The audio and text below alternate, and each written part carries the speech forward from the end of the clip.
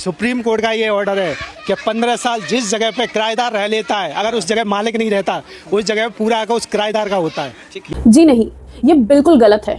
और सिर्फ गलत नहीं बल्कि सुप्रीम कोर्ट ने खुद एक 70 साल पुराने केस में इस मिथ को ब्रेक किया है। हाँ, एडवर्स पोजीशन एक रियल लॉ है, यानी कि एक अजनबी आपकी जमीन पर 12 साल तक कॉन्टिन्यूअसली कब्जा करके बैठ जाए और आप कुछ नहीं करो, तब वो क्लेम कर सकता है, लेकिन किराएदार कभी नहीं, क्योंकि इस लॉ में एक इंपॉर्टेंट वर्ड है, वो है हॉस्टाइल। एडवर्स पोजीशन के लिए पोजीशन हॉस्टाइल होनी चाहिए।